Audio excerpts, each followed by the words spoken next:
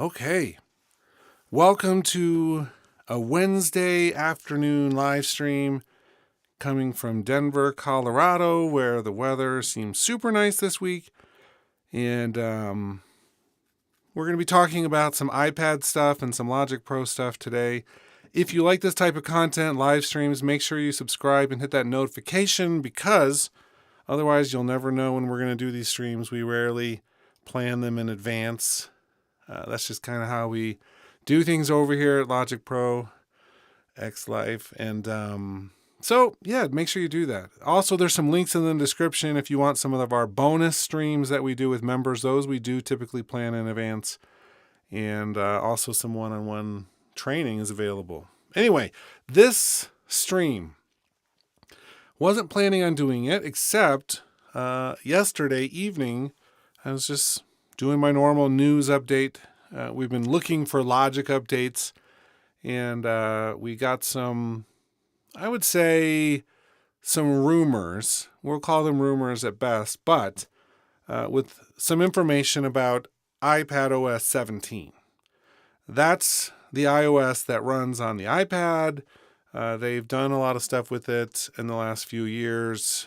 You know, we have that new multitasking feature, which, you know, has actually been kind of lame in most ways. And so the Stage Manager feature, I've actually turned it off on my iPad. I don't use it. I think it's super inefficient and just gets in the way and acts unpredictably. But they're talking about how the iPad might be coming more pro. This is an article here. I'll put it up on the screen on Macworld, which is a relatively reputable rumor site with news, but they do often look at the rumors that are out there. And so I was reading through this, and there's a few things that I noticed in this article. And they did say who the usernames of the leakers are, so we don't know anything about them and if their information is legitimate or not. But a lot of the early stuff in this article made sense. They're trying to make the iPad Pro more pro at Apple. And so iPad OS 17, which will be announced in about a month, just over a month, at the WWDC, we'll see more of it at that point. But the things that are so far expected would be things like support for webcams built into external monitors, source settings for audio output. That right there is already a huge step in the right direction for making the iPad a proer device, right?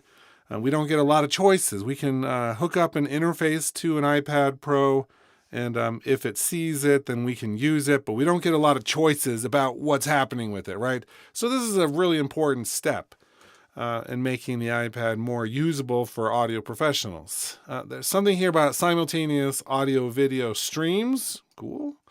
Dock resizing on an external display. Ability to run an external display when the iPad display is off.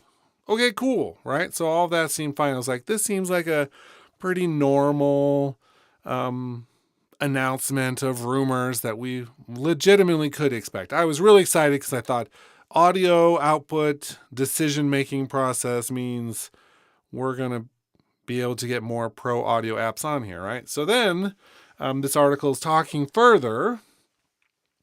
Sounds like Apple's going all in with Stage Manager, which, cool. You know, I don't really like it, as I said. But it's fine. It allows us to have some control. And then it continues on a little bit further in this article.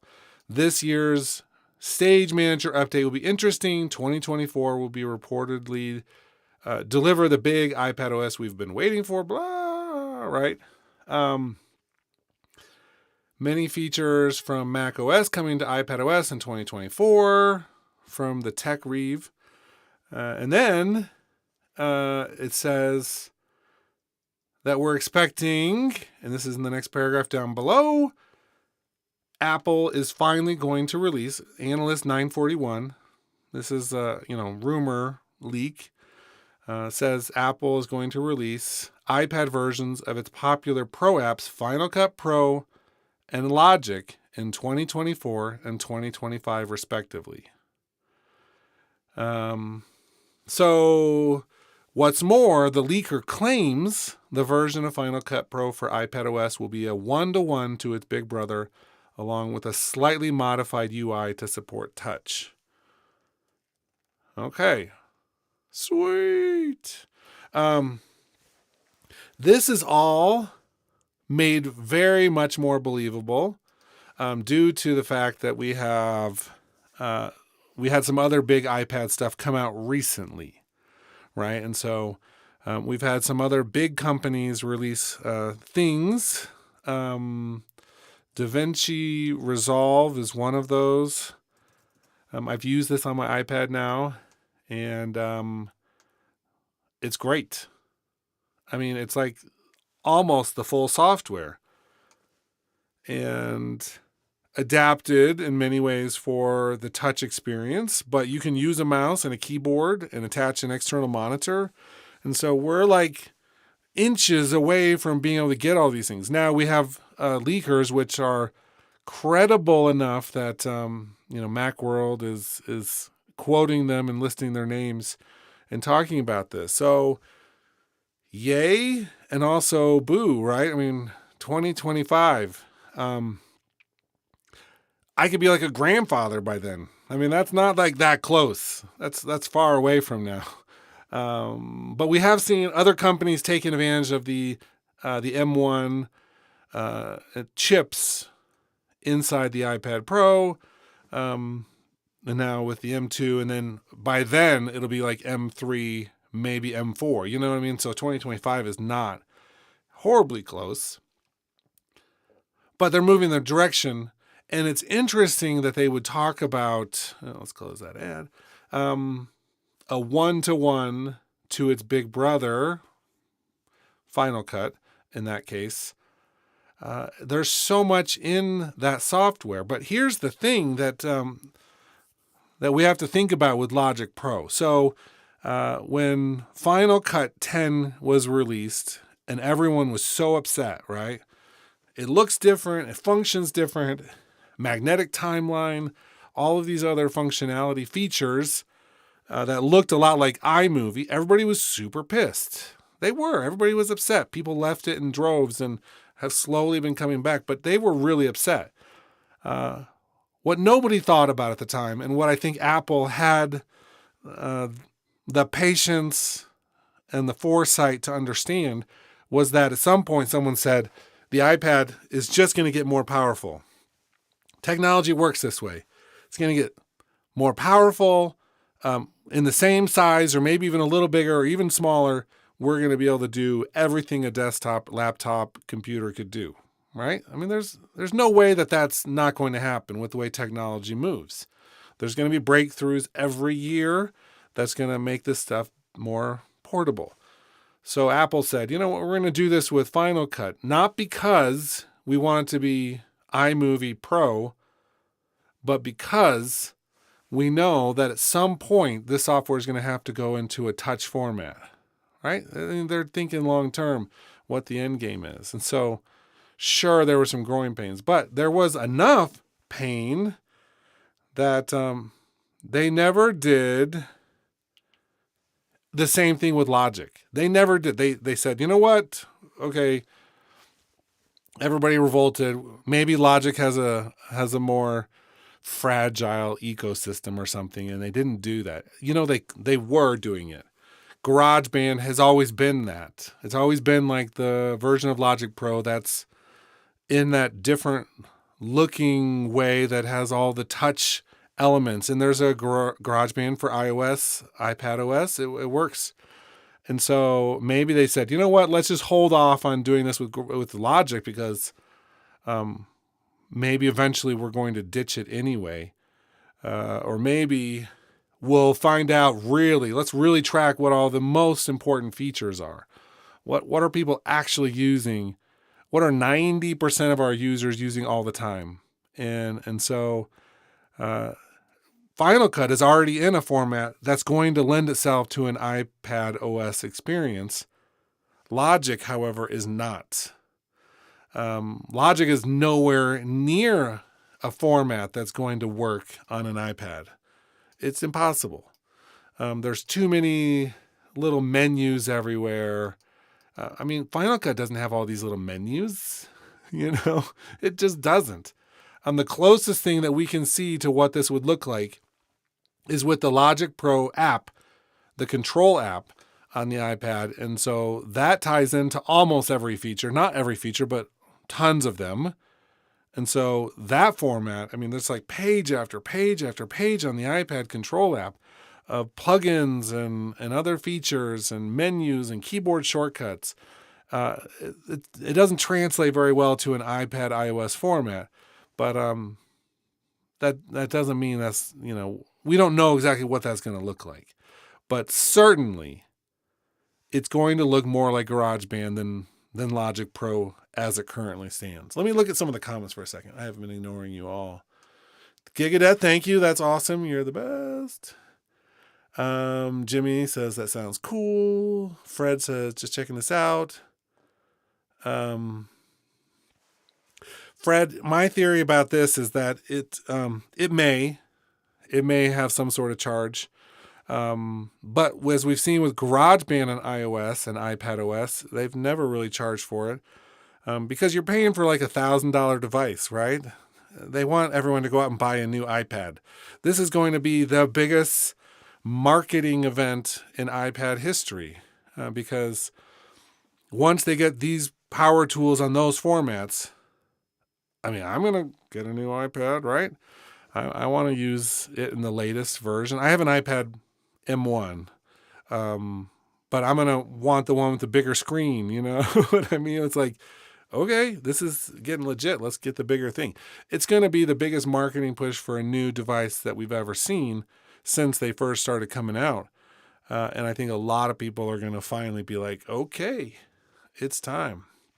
And we'll see if you can do everything on it without anything else. Now, I took my iPad Pro a couple weeks ago. I've got like a Focusrite USB interface. And I've got an SSL 12, which is a USB-C interface. I've hooked them all up to the iPad and can record multiple tracks and mix and add effects and things, either in GarageBand or in Cubasis. And they work great. These devices are so powerful. I've got full computers which are weaker than these devices that would run Logic just fine. It's just the form factor that's different. And so they're sorting out the form factor and how to make it work in a touch environment without requiring you to use a mouse and a keyboard, knowing that you can. That's really the distinction there. Okay, cool. Bitterman says, interesting. I'm just reading through. Gigadet says, I could live with a lean version of Logic Pro if I could use it as my tracking tool and or life tool. Sure. Let's see.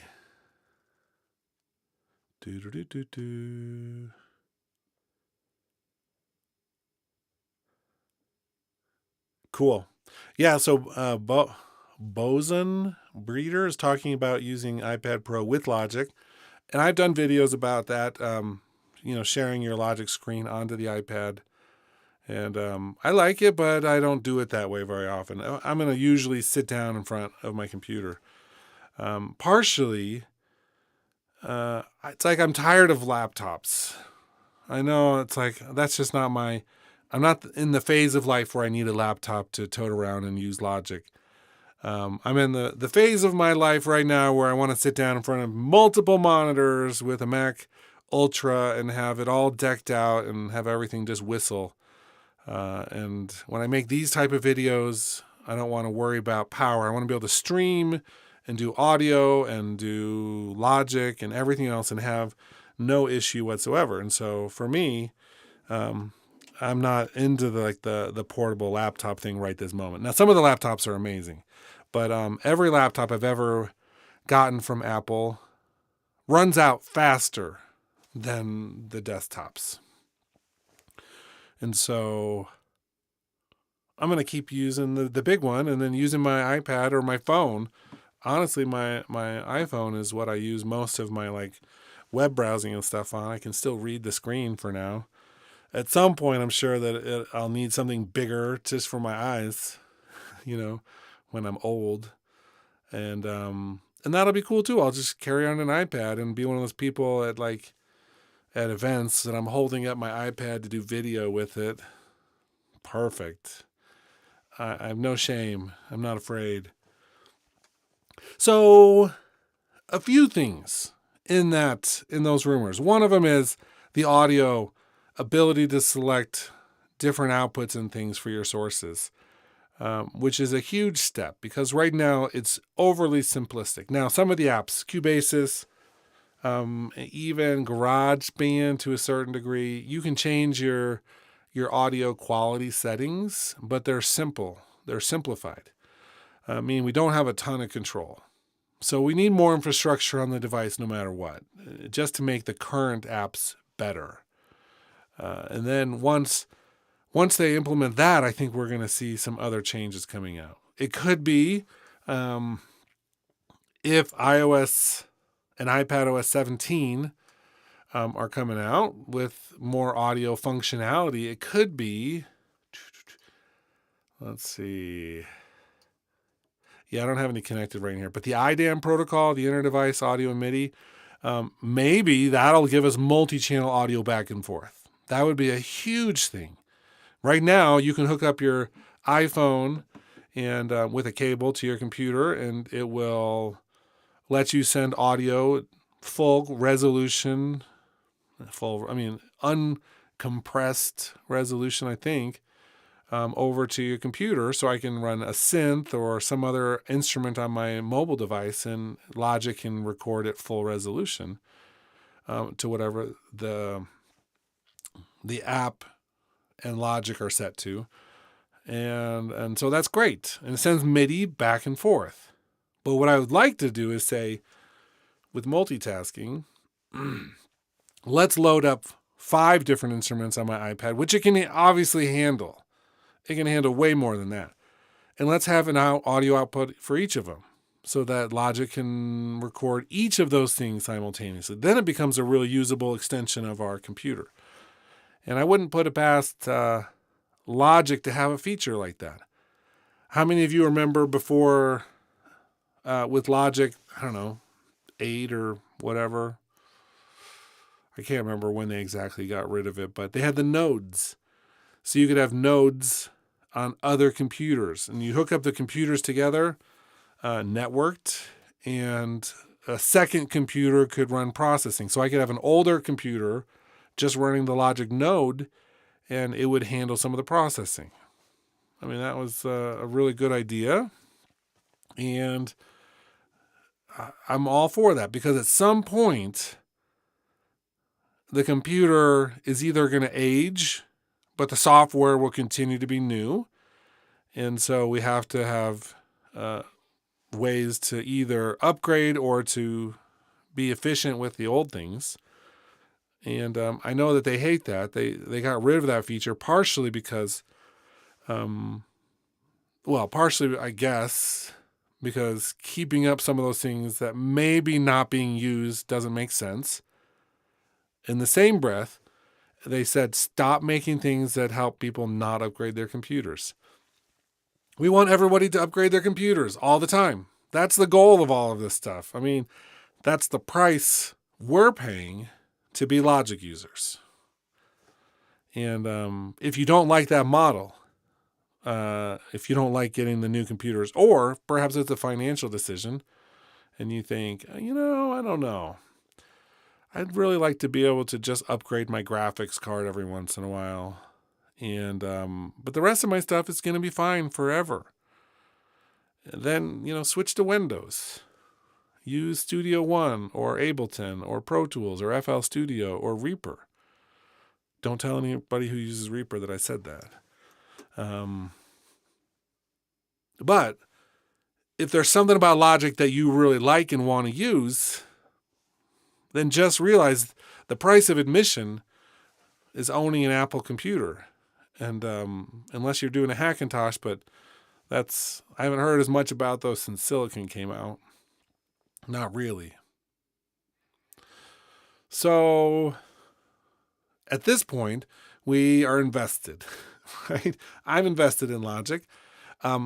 Trust me, there's a few things that could happen where I would leave Logic. Another year or two of lame updates. Woo, we have a gain tool for our audio files. It's like I was okay without it. I was making do. It's not going to change my workflow so dramatically that I needed it. MIDI, being able to select MIDI inputs for your instrument tracks, where you can actually choose the port and the channel. We should have had that decades ago. Should have been on the first iteration of this software. So it's like, yeah, okay, great. We got it now, but why did we have to wait so long for that to happen? We got a lot of drum packs in the middle, producer packs and Apple loops. It's like, okay, cool. The sampler and all that stuff was cool. I love all the sampling functionality. It's the best sampler on the market. In terms of a workstation, there's nobody can convince me that there's a better sampling workstation. Ableton is really good, but it's not better than what Logic can do right now. No way. But that's me also saying Ableton is great at it. And for a long time, Ableton was better at it, and we were jealous of Ableton. But now, with sampler and quick sampler and the auto sampler, those three together, mixed with all of the flex functionality, all of that together, just incredible. And nobody else sounds as good. Gigadeath says, if I am looking back, I spend more money for updates at Windows than Apple hardware. That makes sense in some ways. So what you're saying is, so using Logic, I mean, I've spent a lot of money on Logic. I was buying it back in the $1,000 days, right? When they had the big box that came in the mail with the 10 DVDs, blah, right? So I spent a lot of money on Logic. But right now, you spend $200, whatever. And we haven't had an update since 10 came out. Ever since it went to the App Store, they've just been updating the version and we get the new one. So that's a long time now. We're going on like 10 years, right? We're on 10.7, so we're in the 8th year. I don't think they've skipped any years for point updates.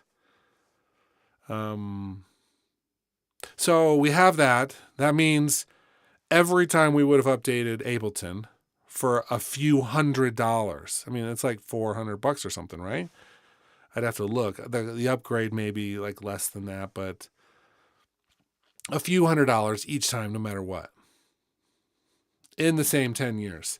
So that's $2,000 right there.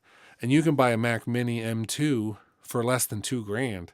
So you got a point, Gigadeath. I mean, it's like there's some legitimate things about having software come with no price tag as an update, as opposed to those that do. It's like, what do they say about owning a car? Right as you run out of having to pay payments on a new car, so you've paid the 5 or 6 years or whatever payment plan to buy a new car. Right as you end paying the payments on your new car, you should just start saving the same amount of the payment so you can afford all the maintenance that's going to start happening. It's like they've perfectly designed these vehicles so that they last until the warranty runs out, and then it's about the same price as a monthly payment. It's all part of that plan to make sure you're buying new cars. I don't like it. I don't like it one bit.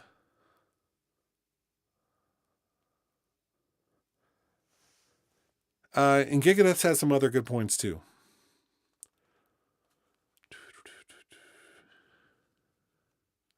And Boson, I'll check out the audio gritter. I don't know that one. I mean, I think I've heard of it, but I've never used it. Let's see. Yeah, Space Designer, $600. Alchemy was hundreds of dollars. I mean, we've got old Vienna Symphonic Library orchestra banks in there that are not great, but they at one point were sold separately. We've got the auto sampler, which used to be around $600 itself. I mean, we've got so many components in here that are superb, and it's like they've all been rolled in, and we all get access to them without having to do updates. I mean, that part, there's no question that Logic is a deal. But what parts of this are going to come over to the iPad? I mean, what are we going to be able to do on that format without having, 60 gigs or 70 gigs or whatever the size of the default library is in Logic? So we're going to have to get rid of some of that stuff because we don't want an iPad that has all that bloat on it. I think the only thing I want, the thing I want most, well, there's two things. One with the iPad is I want to be able to open up my Logic projects on my iPad Pro and have access to all of the stock stuff. So everything opens up as tracks. Everything has like their EQ, compression, reverb, all of that stuff. It doesn't even have to have every third-party plugin. We all know that if Apple releases Logic for an iPad, it's like Reason Rack, which I did a video on last night. They just upgraded to 10 or 12.6, which is universal.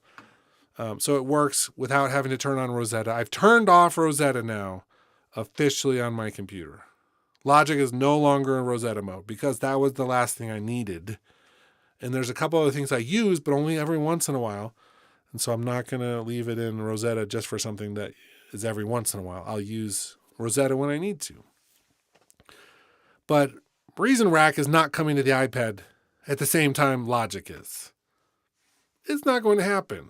I mean, they took years past the announcement of Silicon to get their software up to it. Years. Why? I mean, it's a business. Somebody has to sit down and look at the finances and where their resources are, and they say, you know what? It's working under Rosetta right now. Let's milk this for a while because we don't need to fix it. So they're not coming to iPad OS like at the same time as Logic would, and that's in 2025, if that's to be believed. So, I just need the basics. I want to open up my Logic project on my iPad, have all the stuff, maybe do a little tweaking, some automation, some adding some effects and working a little bit on headphones or whatever. And then I want to be able to say save and go back when I get home or to the studio and open it up and just continue working. That's what I want.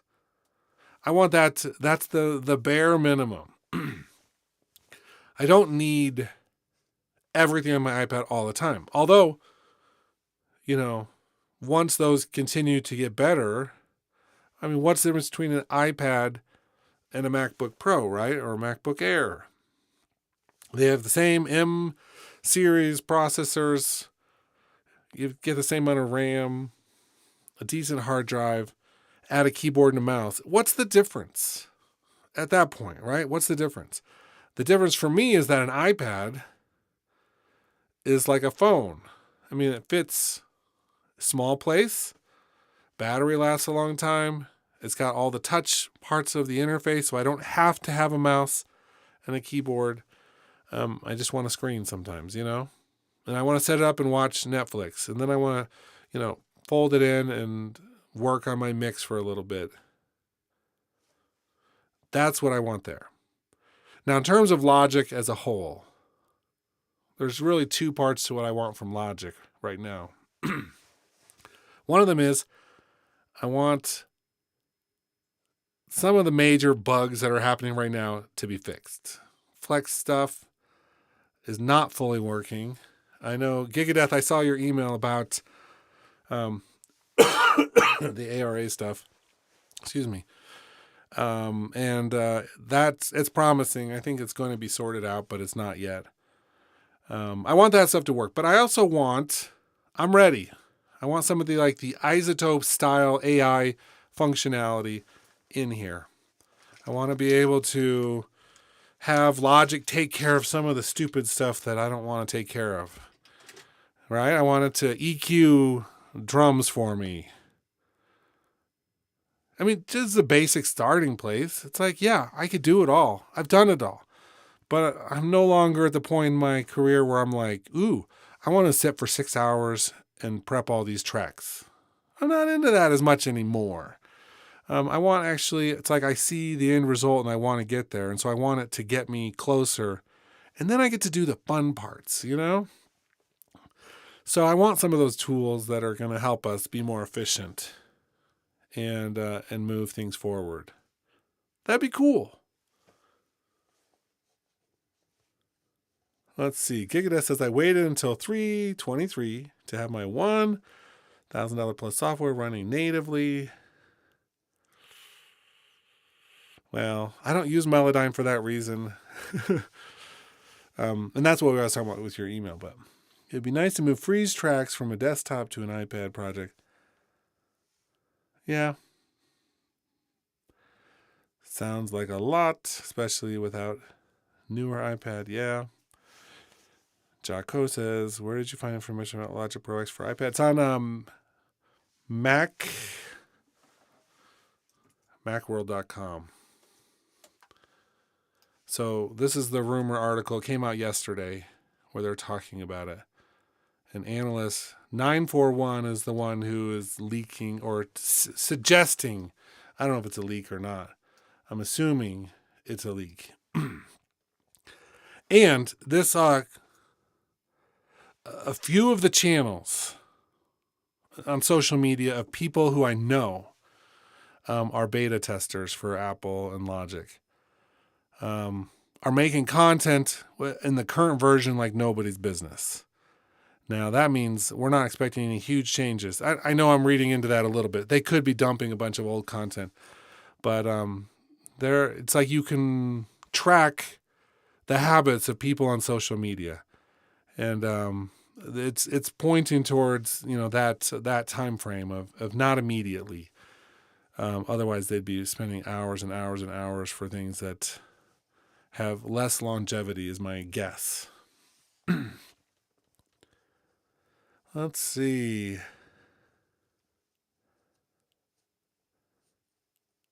Okay. Well, other questions or anything else? I mean, anybody else have a topic they want to talk about before we pull the plug on this stream? I mean, I could talk for days, as you well know, for those who watch my channel. This is my bread and butter, guessing. And this is one of the reasons why I'm not a beta tester for Logic. The minute you're a beta tester, you can't talk about stuff because then people get upset and there's NDAs you have to sign and you can't just blab your mouth. This is the fun part, is talking about what's next.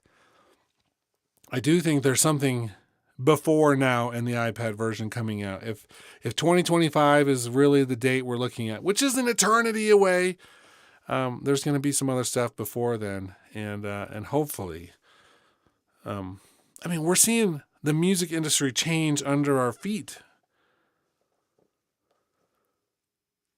And Totigares, I don't think a laptop will ever be obsolete. I think they're going to be more unified, though, meaning they're going to be a lot more similar to each other. There's a little bit different thing, a little different technology issue with each of those platforms. The laptop, for instance, because it comes in a slightly bigger form factor, you can put in more things to it, more memory, more battery, all that stuff. And it has that keyboard, all of that stuff it has a lot of similarities between the iPad, but it's like there's still enough distinction that I think they're going to stay separate.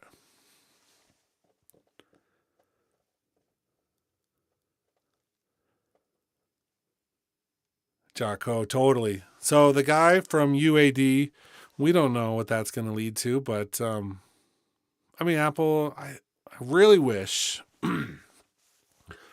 really wish Apple wouldn't hold so much so close to its chest when it comes to all of this. I don't see.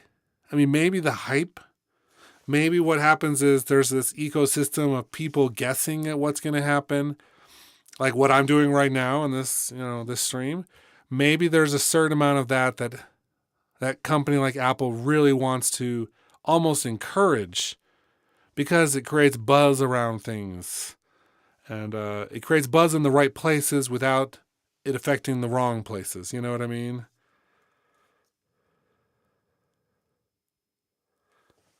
And so it's super fascinating with that.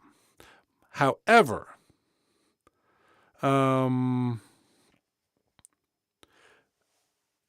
it wouldn't hurt, I don't think, sometimes just to be like, hey, everybody, here's when the next update is coming. Get excited for it. Instead, it's like we have to wait for the WWDC and get clues for Logic. And we don't always have all the information. Okay, I'm just checking in.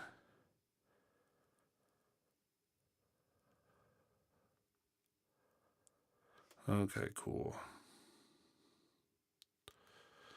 Let's see. Reading some comments here. Q Coletti, I agree. Bringing the iPad around instead of the whole system would be so nice. It's like I work in a lot of different locations, and not having to bring a hard drive, and wonder if the setup where I'm going has the same plugins, has the same version. I mean, it's like a nightmare.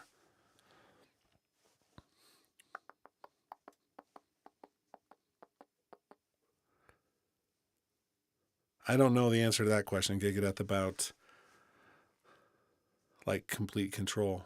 We could look into it.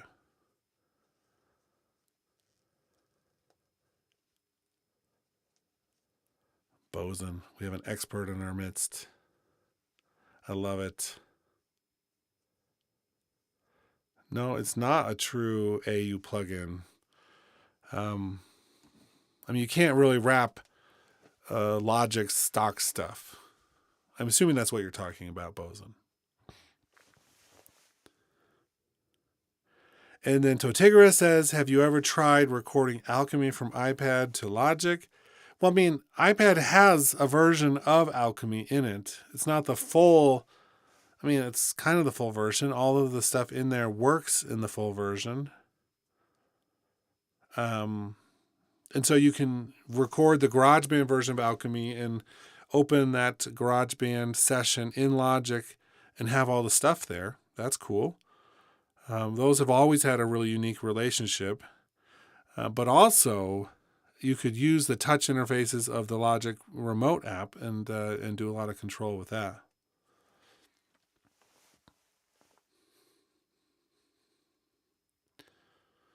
And then, I mean, an iPad as a control surface is a little bit overkill, just as that. Just having a touchscreen interface that does stuff in the main version of Logic. It, as cool as it is, I don't find myself using it all the time. Like, I use my mouse all the time, right? I use my keyboard all the time. I use my audio interface all the time. I don't use my Logic Control app all the time, which to me means that it's not bringing enough to the table of what I might find usable.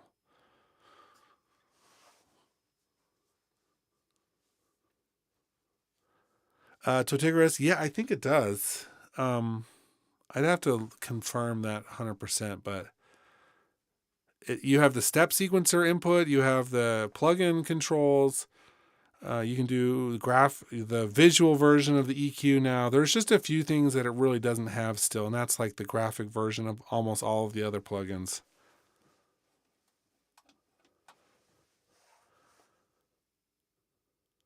See, a great thing would be to make sound design for Alchemy on the iPad, but it's basically just a preset synth. Incorrect.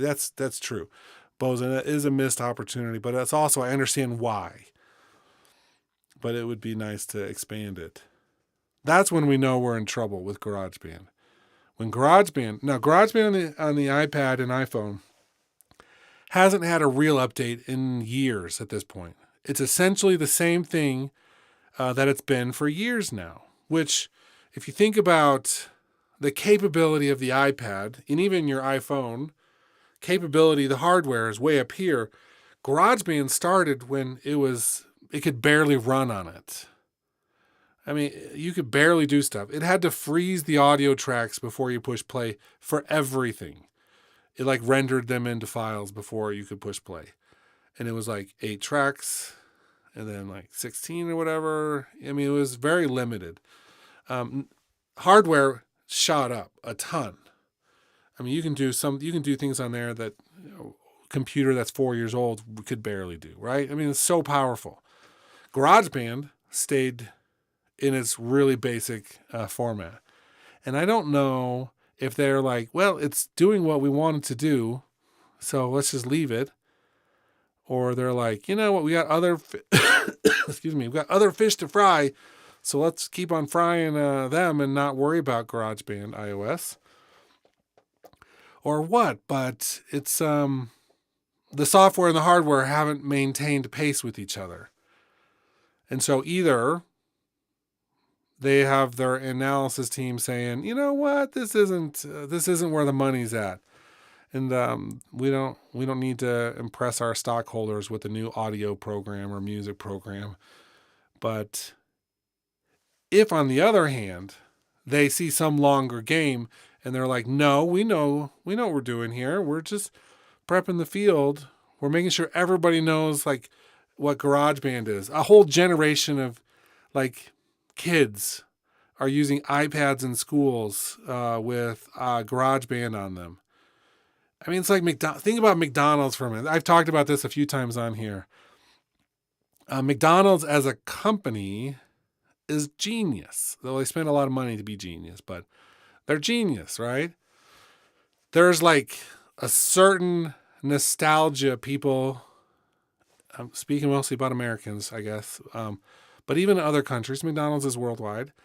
There's like this nostalgia someone who grew up eating at McDonald's feels about like a Happy Meal with a toy, right? There's a toy, some fries, some chicken nuggets. Well, nuggets, I'm not going to call them chicken. But they have all of these components.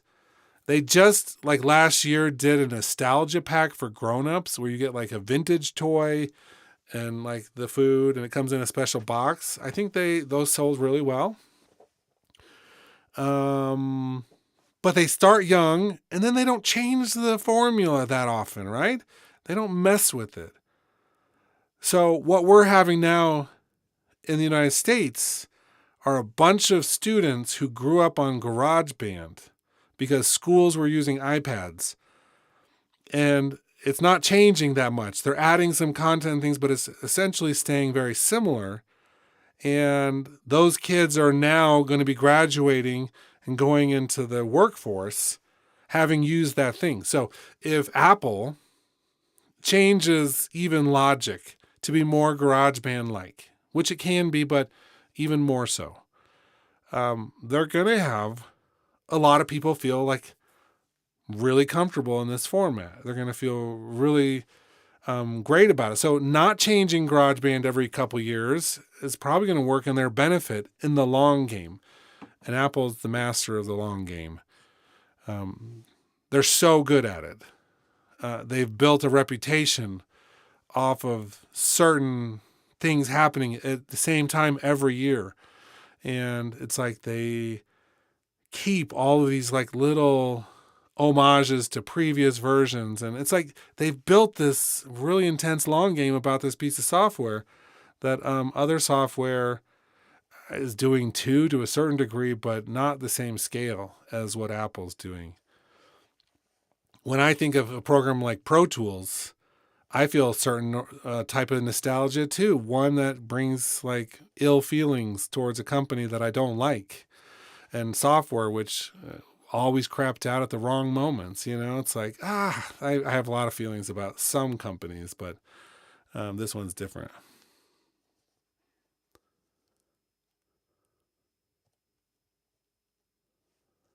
Reading comments.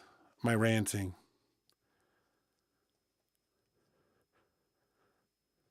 I was also thinking if GarageBand had been around, stayed the same, so Logic could breathe. Yep. Timing. We're going to see. Okay. I think this is a great place to end this stream. Thanks everybody for watching. Like I started off with, this is still what we call a rumor, but there's some legitimacy, and it's starting to be more often, and I think with more details. And so I'm hoping that we're going towards a good thing. And make sure you're subscribed and hit that notification bell, because anytime we hear about new things, we'll talk about it. And that's, as Bosun just said, the most important thing. And Jocko. Yeah, well, 46 minutes, and my voice, you can't hear. I've been sick for the last week and a half, but I'm about to like die. And so I think 46 minutes with a crappy voice is actually is a miracle. I tried doing a stream last night and had to like mute myself for like 2 minutes coughing. Trying to get back into it, so we'll be doing some more. And more daytime ones, because this is the group. This is the crowd I like. When I do the late night evening ones, it's a different group, and they're like all half asleep. Okay, cool. Bye, everybody.